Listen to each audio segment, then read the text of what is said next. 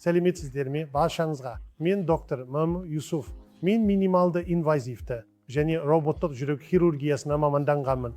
Жүрек хирургиясының негізгі кемшілігі немесе қорқынышы кеудедегі үлкен кесу, ол шамамен 3-6 айға дейін жазылады. Роботтық жүрек хирургиясында біз бұл үлкен сүйек кесуді болдырмаймыз. Сондықтан біз кеуденің екі жағында кішкентай тесіктер және 5 сантиметрлік тері кесу жасаймыз. Бұл әдіспен ешқандай сүйек кесілмейді. Бұл жас пациенттер үшін өте пайдалы. Олар жұмысқа ерте оралуы керек. Және басқа аурулары бар қарт адамдар үшін олар аша. Жүрек хирургиясын көтере алмауы мүмкін. Сондықтан мен түсіндіргендей тікелей артықшылықтары: аз ауырсыну, аз қан жоғалту, инфекция қаупі жоқ және тез қалпына келу.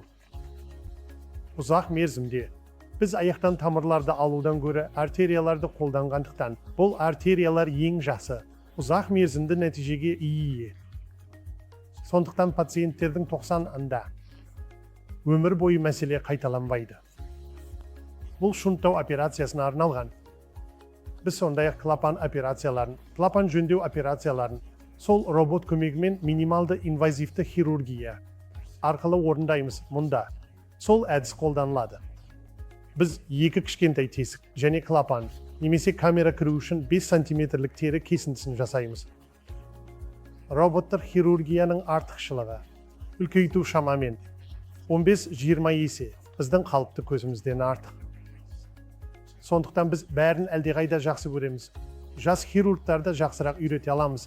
Және қолдарымыз, бізде 2 қолдың орнына 4 қол бар. Сондықтан ол 360 градусқа айналады. Бұл операцияны жеңілдетеді және әлдеқайда қарапайым етеді. Міне бұл артықшылықтар.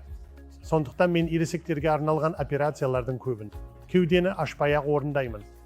Біз оны шамамен 80-90 жағдайда минималды инвазивті робот көмегімен орындаймыз.